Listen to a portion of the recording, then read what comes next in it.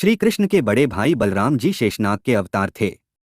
कंस द्वारा देवकी की 6 संतानों के वध के बाद शेषनाग जी बलराम के रूप में देवकी की कोख में आए।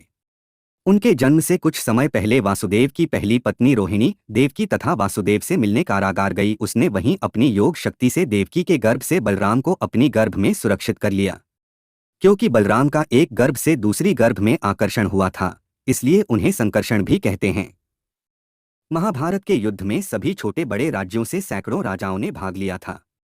जहां एक तरफ कौरवों के साथ कृष्ण की नारायणी सेना सहित 11 अश्वरोहिणी सेना थी, वहीं पांडवों के पास केवल 8 अश्वरोहिणी सेना थी।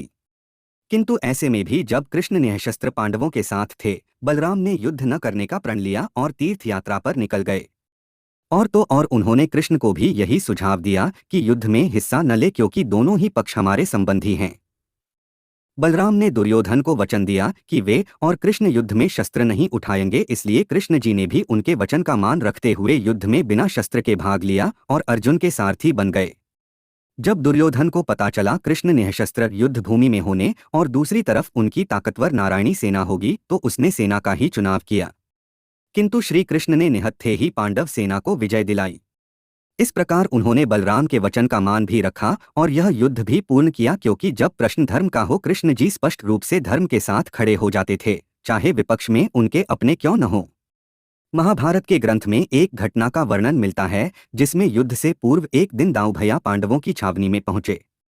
उन्हें देख पांडव पक्ष में सभी लोग प्रसन्न हो गए। सबने उनका अभिवादन किया। सबका अभिवादन स्वीकार करके बलराम धर्मराज युधिष्ठिर के पास बैठे। सबको आशा थी कि उन्होंने अपना निर्णय बदल लिया होगा, किंतु बलराम ने बड़े दुखी और व्यथित मन से कहा कि इस युद्ध में मुझे कोई रुचि नहीं है। सभी लोग आपस में लड़कर मूर्खता कर रहे हैं। मेरे लिए पांडव भी उतने ही प्रिय हैं जितने कि कौरव, इसलिए मैं इस युद्ध में भाग नहीं लूंगा। बलराम ने कहा, अब जिस तरफ कृष्ण हो उसके विपक्ष में मैं कैसे जाऊं। भीम और दुर्योधन दोनों ने ही मुझसे गदा सीखी है। दोनों ही मेरे शिष्य हैं। दोनों पर मेरा एक जैसा स्नेह है। इन दोनों कुरुवंशियों को आपस में लड़ते देखकर मुझे अच्छा नहीं लगता। आठ मैं तीर्थ यात्रा पर जा रहा हूँ। यह कहकर बलराम ने सबसे विदा ली और तीर्थ यात्रा पर निकल पड़े।